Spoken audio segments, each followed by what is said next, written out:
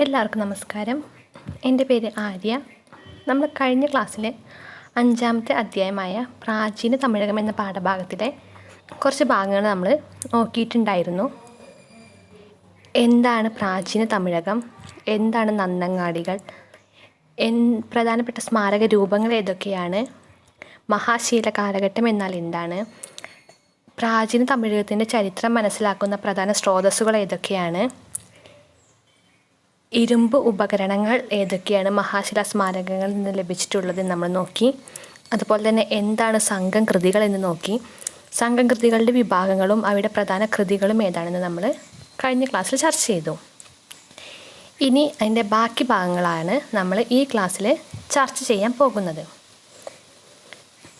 എന്താണ് സാമൂഹിക ജീവിതം? പ്രാചീന തമിഴകത്തെ സാമൂഹിക ജീവിതം രൂപപ്പെടുത്തുന്നതിൽ തിണകൾക്ക് പ്രധാന പങ്കുണ്ടായിരുന്നു. നമ്മുടെ പ്രാചീന തമിഴകത്ത് സാമൂഹിക ജീവിതം രൂപപ്പെടുത്തുന്നതിൽ ഏറ്റവും പ്രധാനമായ പങ്കുണ്ടായിരുന്നത് തിണകൾക്കായിരുന്നു. എന്താണ് തിണകൾ എന്ന് നമ്മൾ മുൻ ക്ലാസ്സിൽ ചർച്ച ചെയ്തിട്ടുള്ളതാണ്. പഴന്തമിഴ് പാട്ടുകളിൽ നിന്നും പരാമർശിക്കുന്നത് തിണകളെക്കുറിച്ചാണ്. അത് നമ്മൾ മുന്നത്തെ ക്ലാസ്സിലൊക്കെ നമ്മൾ പഠിച്ചിട്ടുണ്ടാണ്. അപ്പോൾ പ്രാചീന തമിഴകത്തെ സാമൂഹിക ജീവിതം രൂപപ്പെടുത്തുന്നതിൽ പ്രധാന പങ്ക് വഹിക്കുന്നത് തിണകളാണ്. ഇതിനെയാണ് നമ്മൾ സാമൂഹിക ജീവിതം എന്ന് പറയുന്നത്. ഇനി എന്താണ് നമുക്ക് തിണകൾ എന്ന് നോക്കാം. തിണകൾ എന്ന് പറഞ്ഞു കഴിഞ്ഞാൽ സംഘകാലഘട്ടത്തിൽ പ്രദേശങ്ങളെ ഭൂമി ശാസ്ത്രപരമായി വിവിധ മേഖലകളായി തരംതിരിച്ചിരിക്കുന്നു.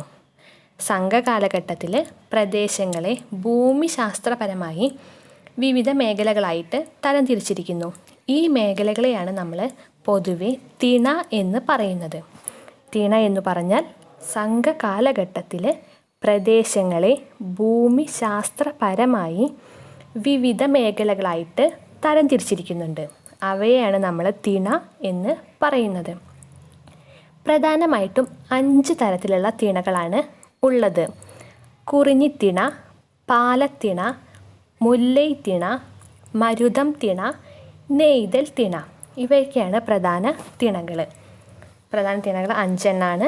കുറിഞ്ഞിത്തിണ, പാലത്തിണ, മുല്ലൈത്തിണ, മരുതം തിണ, നെയ്തൽ തിണ.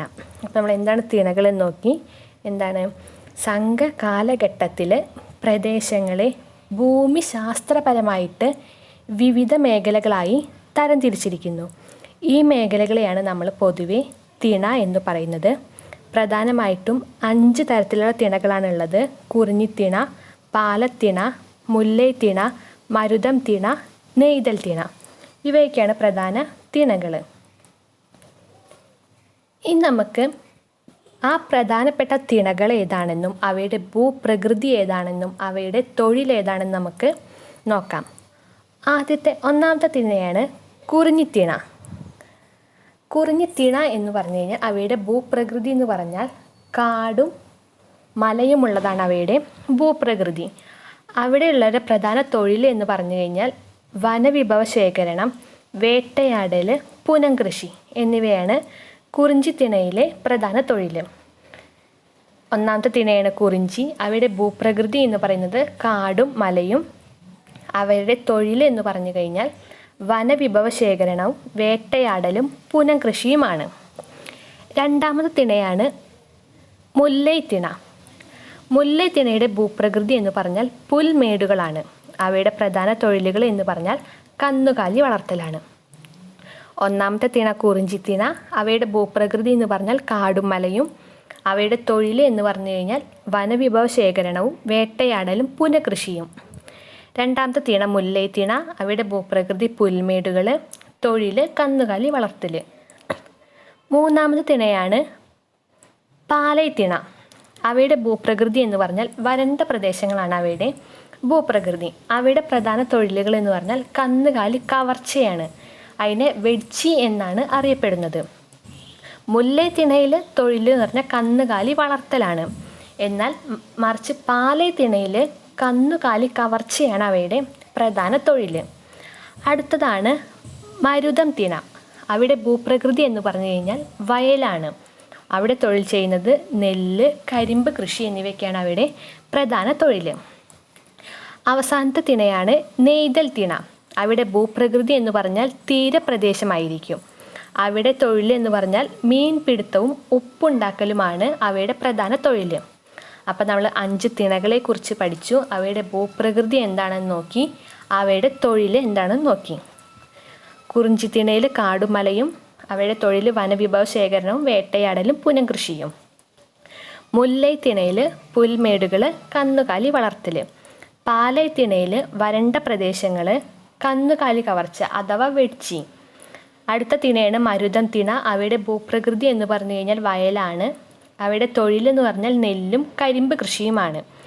അടുത്ത തിണയാണ് നെയ്തൽ തിണ. അവയുടെ ഭൂപ്രകൃതി എന്ന് പറഞ്ഞാൽ തീരപ്രദേശമാണ്. അവയുടെ തൊഴിൽ എന്ന് പറഞ്ഞാൽ ഉപ്പുണ്ടാക്കലും മീൻപിടുത്തവുമാണ് പ്രധാന തൊഴിൽ. അടുത്തത് എന്താണ് കറിപ്പടപ്പ് എന്നാണ് നമ്മൾ നോക്കുന്നത്. കുരുമുളക് കാട്ടുവിളയാണെന്നാണ് പ്ലിനി ഉൾപ്പെടെയുള്ള വിദേശ സഞ്ചാരികൾ പറഞ്ഞിട്ടുള്ളത്. കുരുമുളക് എന്ന് പറഞ്ഞാൽ ഒരു കാട്ടുവിള എന്നാണ് പ്ലിനി ഉൾപ്പെടെയുള്ള വിദേശ സഞ്ചാരികൾ പറഞ്ഞത്. എന്നാൽ കുറിഞ്ചിയിൽ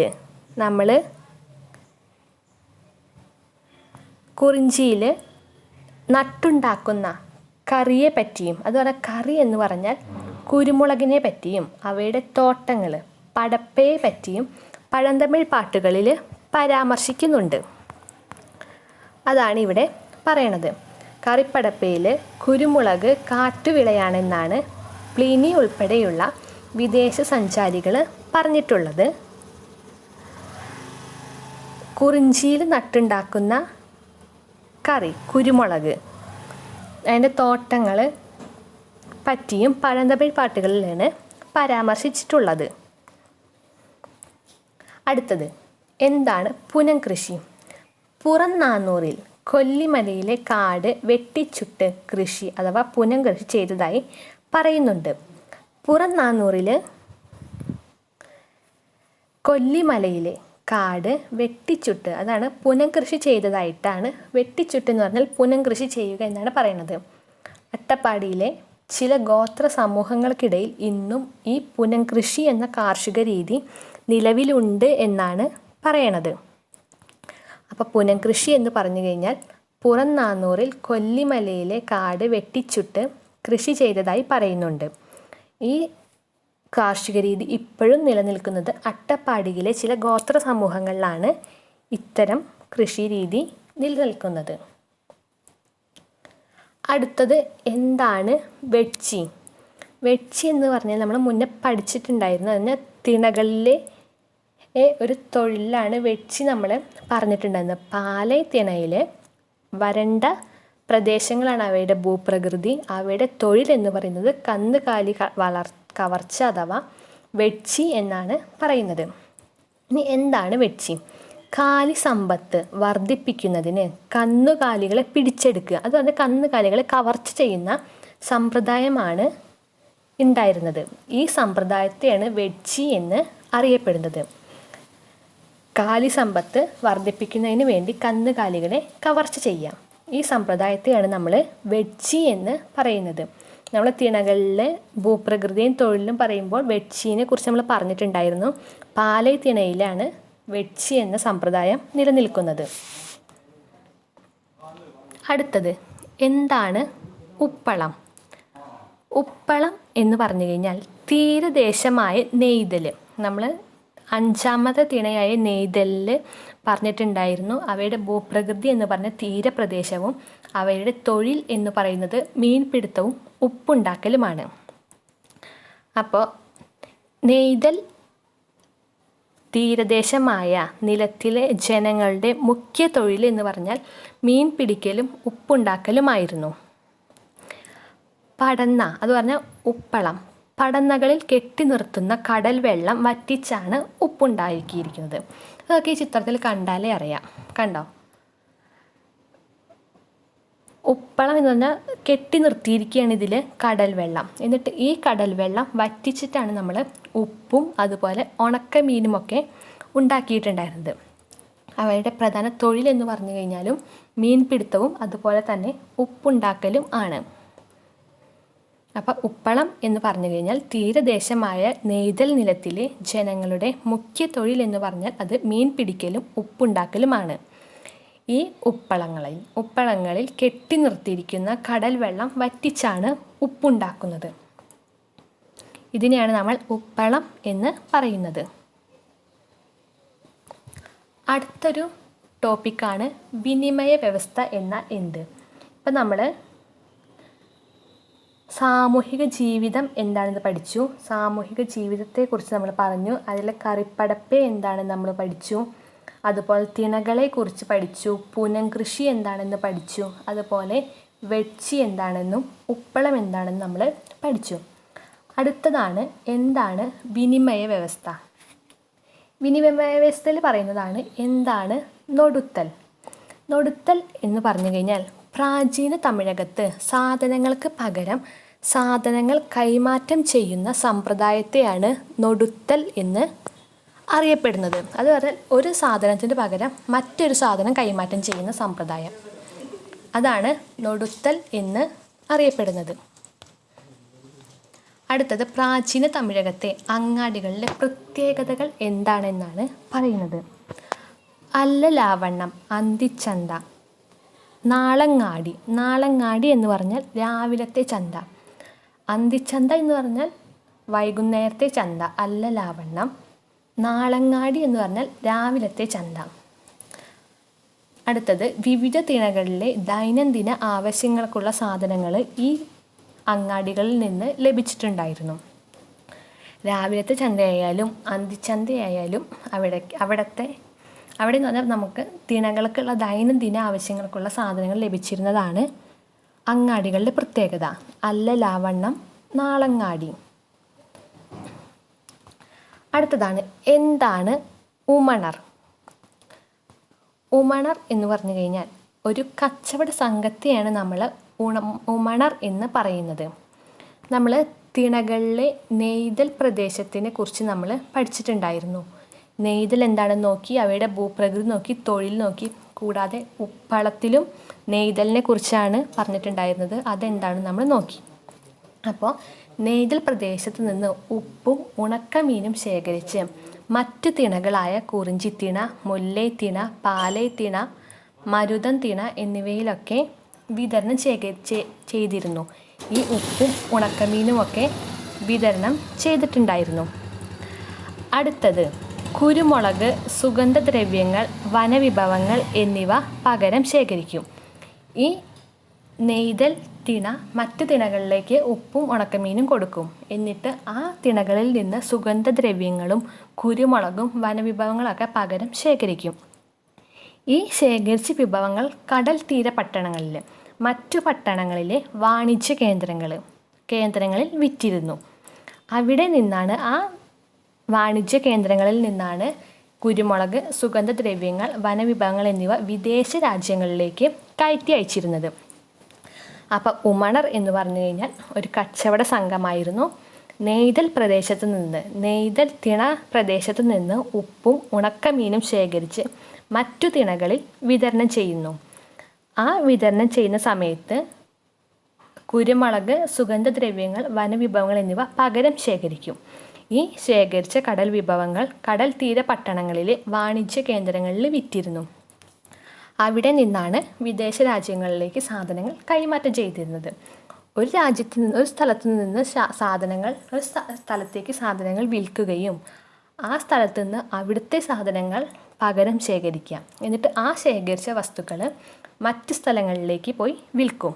എന്നിട്ട് അവിടെ നിന്നാണ് വിദേശ രാജ്യങ്ങളിലേക്കും ഈ ശേഖരിച്ച വിഭവങ്ങളെല്ലാം കയറ്റി അയച്ചിരുന്നത്. അടുത്തത് പ്രാചീന തമിഴകത്ത് വാണിജ്യത്തെ നിയന്ത്രിച്ചിരുന്ന അധികാര കേന്ദ്രങ്ങൾ. പ്രധാനമായിട്ട് 3 അധികാര കേന്ദ്രങ്ങളാണ് ഉണ്ടായിരുന്നത്: ചേരർ, ചോളർ, പാണ്ഡ്യര്. 3 അധികാര കേന്ദ്രങ്ങൾ: ചേരര്, ചോളര്, പാണ്ഡ്യര്. അവയുടെ തലസ്ഥാനങ്ങൾ: ചേരരുടെ തലസ്ഥാനമാണ് മുച്ചിരി, ചോളരുടെ തലസ്ഥാനമാണ് ഉറയൂർ, പാണ്ഡ്യരുടെ തലസ്ഥാനമാണ് മധുരൈ എന്നത്. അപ്പോൾ അവരെ നിയന്ത്രിച്ചിരുന്ന അധികാര കേന്ദ്രങ്ങൾ 3 അവയുടെ തലസ്ഥാനങ്ങളും എന്നാണ് ഇതിൽ പറഞ്ഞിട്ടുള്ളത്. അടുത്തത് എന്താണ് മൂവേന്തന്മാർ? നമ്മുടെ വാണിജ്യത്തെ നിയന്ത്രിച്ച അധികാര കേന്ദ്രങ്ങളെ പറ്റി നമ്മൾ പഠിച്ചു. ചേരന്മാർ, ചോളന്മാർ, പാണ്ഡ്യന്മാർ എന്നിവരെയാണ് നമ്മൾ മൂവേന്തന്മാർ എന്ന് പറയുന്നത്. മൂവേന്തന്മാർ എന്ന് പറഞ്ഞു കഴിഞ്ഞാൽ പ്രാചീന തമിഴകത്ത് വാണിജ്യത്തെ നിയന്ത്രിച്ചിരുന്ന അധികാര കേന്ദ്രങ്ങളായ ചേരർ, ചോളന്മാർ, പാണ്ഡ്യന്മാർ എന്നിവരെയാണ് നമ്മൾ മൂവേന്തന്മാർ എന്ന് പറയുന്നത്. അടുത്തത് ഈ പ്രാചീന തമിഴകത്തിൻ്റെ പ്രധാന തുറമുഖ പട്ടണങ്ങൾ ഏതൊക്കെയാണെന്നാണ് ഇതിൽ പറയുന്നത്. 1 കാവേരി പട്ടണം, മുച്ചിരി പട്ടണം, ഉറയൂർ പട്ടണം, മധുരൈ പട്ടണം. ഈ മുച്ചിരി, ഉറയൂർ, മധുരൈ എന്നത് പ്രാചീന തമിഴകത്തെ വാണിജ്യത്തെ നിയന്ത്രിച്ചിരുന്ന അധികാര കേന്ദ്രങ്ങളുടെ തലസ്ഥാനമാണ് മുച്ചിരി, ഉറയൂർ, മധുരൈ എന്നുള്ളത്. അടുത്തത് നമ്മൾ ഇപ്പോൾ ഈ പാഠത്തിൽ 5ാമത്തെ അധ്യായത്തിൽ എന്താണ് പഠിച്ചത് എന്നാണ് ഈ ഒരു ചിത്രത്തിൽ നമ്മൾക്ക് കാണാൻ കഴിയുന്നത്.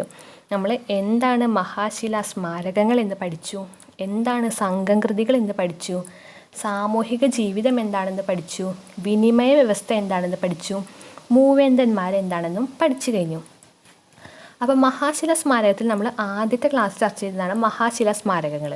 അവയിൽ നമ്മൾ നന്നങ്ങാടികളെക്കുറിച്ച് പഠിച്ചു. കൽവളയങ്ങൾ, കന്മേശ, മുനിയറ, തൊപ്പിക്കല്ല്, കുടക്കല്ല് പ്രധാന സ്മാരക രൂപങ്ങളാണ് ഇതൊക്കെ ഉണ്ടായിരുന്നത്. അതൊക്കെ നമ്മൾ എന്താണെന്ന് നോക്കി. അടുത്ത് നമ്മൾ നോക്കിയതാണ് സംഘംകൃതികൾ.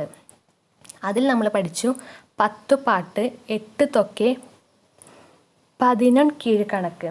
അതൊക്കെയാണ് നമ്മൾ സംഘംകൃതികൾ പ്രധാനമായിട്ടും പഠിച്ചിട്ടുണ്ടായിരുന്നത്. അവയുടെ പ്രധാന വിഭാഗങ്ങളും അവയുടെ പ്രധാന കൃതികളുമാണ് നമ്മൾ സംഘംകൃതികളിൽ പഠിച്ചത്. പിന്നെ നമ്മൾ ഇന്ന് നോക്കിയതാണ് സാമൂഹിക ജീവിതം. സാമൂഹിക ജീവിതം നമ്മൾ തിണകളെക്കുറിച്ച് പഠിച്ചു. അത് പറഞ്ഞാൽ ഭൂമിശാസ്ത്രപരമായിട്ട് വിവിധ മേഖലകളായിട്ട് തരംതിരിച്ചിരിക്കുന്നു. ഈ മേഖലകളെയാണ് നമ്മൾ തിണ എന്ന് പറയുന്നത്. തിണകൾ തന്നെ 5 തരത്തിലുണ്ട്. കുറിഞ്ചിത്തിണ, മുല്ലൈത്തിണ, പാലൈത്തിണ, മരുതം തിണ, നെയ്തൽ തിണ എന്നിവയൊക്കെയാണ് പ്രധാന തിണകൾ. അത് നമ്മൾ എന്താണ് വിനിമയ വ്യവസ്ഥ എന്ന് പഠിച്ചു. വിനിമയ വ്യവസ്ഥ എന്ന് പറഞ്ഞു കഴിഞ്ഞാൽ പ്രാചീന തമിഴകത്ത് സാധനങ്ങൾക്ക് പകരം സാധനങ്ങൾ കൈമാറ്റം ചെയ്യുന്ന സമ്പ്രദായത്തെയാണ് നമ്മൾ നൊടുത്തൽ അഥവാ വിനിമയ വ്യവസ്ഥ എന്ന് പറയുന്നത്. അതിൽ നമ്മൾ എന്താണ് നൊടുത്തൽ എന്ന് പഠിച്ചു. അല്ലലാവണ്ണം എന്താണെന്ന് പഠിച്ചു. അല്ലലാവണ്ണം, നാലങ്ങാടി എന്ന് പറഞ്ഞു കഴിഞ്ഞാൽ അങ്ങാടികളുടെ പ്രത്യേകതകൾ. അല്ലലാവണ്ണം എന്ന് പറഞ്ഞാൽ അന്തിച്ചന്ത, നൊടുത്തൽ എന്ന് പറഞ്ഞു കഴിഞ്ഞാൽ സാധനങ്ങൾക്ക് പകരം സാധനങ്ങൾ കൈമാറ്റം ചെയ്യുന്ന വിഭാഗം. അത് നമ്മൾ എന്താണ് ഉമണർ എന്ന് പഠിച്ചു. ഉമണർ എന്ന് പറഞ്ഞു കഴിഞ്ഞാൽ ഒരു കച്ചവട സംഘമായിരുന്നു. നെയ്തൽ പ്രദേശത്ത് നിന്ന് ഉപ്പും ഉണക്കമീനും ശേഖരിച്ച് മറ്റു തിണകളിൽ വിതരണം ചെയ്യുന്നു. ആ തിണകളിൽ നിന്ന് കുരുമുളക്, സുഗന്ധദ്രവ്യങ്ങൾ, വനവിഭവങ്ങൾ എന്നിവ ശേഖരിച്ചിരുന്നു. എന്നിട്ട് ആ ശേഖരിച്ച വിഭവങ്ങൾ കടൽ തീര പട്ടണങ്ങളിലെ വാണിജ്യ കേന്ദ്രങ്ങളിൽ വിറ്റിരുന്നു.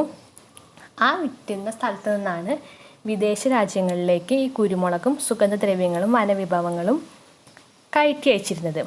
അടുത്ത നമ്മൾ അവസാനം എന്താണ് മൂവേന്തന്മാർ എന്ന് പഠിച്ചു. മൂവേന്തന്മാർ എന്ന് പറഞ്ഞു കഴിഞ്ഞാൽ വാണിജ്യ കേന്ദ്രത്തെ നിയന്ത്രിച്ചിരുന്ന അധികാര കേന്ദ്രങ്ങളാണ് ചേരന്മാർ, ചോളന്മാർ, പാണ്ഡ്യന്മാർ. അവിടെ തലസ്ഥാനങ്ങൾ ഏതൊക്കെയാണെന്ന് നോക്കി. അവയാണ് നമ്മൾ മൂവേന്തന്മാർ എന്ന് പറയുന്നത്. അവയുടെ പ്രധാനപ്പെട്ട തലസ്ഥാനങ്ങളാണ് മുച്ചിരി, ഉറയൂർ, മധുരൈ എന്നത്. ഇതാണ് നമ്മൾ ഈ ഒരു അധ്യായത്തിൽ ഇന്ന് നമ്മൾ പഠിച്ചിട്ടുള്ളത്. അപ്പോൾ ഇതിൽ നിങ്ങൾക്ക് ചെയ്യാനുള്ള പ്രവർത്തനങ്ങളും ഞാനിതിൽ കൊടുത്തിട്ടുണ്ട്. ഒന്നാമത്തെ പ്രവർത്തനം എന്ന് പറഞ്ഞാൽ പ്രാചീന തമിഴകത്തെ വാണിജ്യത്തിൽ ഉമണർ വഹിച്ച പങ്ക് നിരീക്ഷിച്ച് കുറിപ്പ് തയ്യാറാക്കുക. രണ്ടാമത്തെ പ്രവർത്തനം തമിഴകത്ത് നിലനിന്നിരുന്ന വാണിജ്യ ബന്ധങ്ങളുടെ പ്രത്യേകതകളെക്കുറിച്ച് ഒരു നിരീക്ഷണ കുറിപ്പ്. മൂന്നാമത്തത് തിണകളിലെ സാമൂഹിക ജീവിതം വിശകലനം ചെയ്യുക. ഈ 3 പ്രവർത്തനത്തിൻ്റെയും ഉത്തരം നമ്മൾ ഇന്ന് പഠിച്ച ക്ലാസ്സിൽ തന്നെ ഉണ്ട്. ഈ ഒരു PPT നോക്കിക്കഴിഞ്ഞാൽ നിങ്ങൾക്ക് അതിൻ്റെ ഉത്തരമെല്ലാം നിങ്ങൾക്ക് കിട്ടും. അപ്പം എല്ലാവരും ഉത്തരം എഴുതി അയച്ചു തരിക. എന്തെങ്കിലും ഈ പാഠത്തിൽ നിന്ന് കഴിഞ്ഞ ക്ലാസ്സിലെടുത്തതോ ഇന്നെടുത്തതോ ആയ ഈ പാഠത്തിലെ ഏതെങ്കിലും ഭാഗം നിങ്ങൾക്ക് സംശയമുണ്ടെങ്കിൽ ചോദിക്കാം. ഞാൻ വീണ്ടും പറഞ്ഞു തരാം. അപ്പോൾ താങ്ക് യു.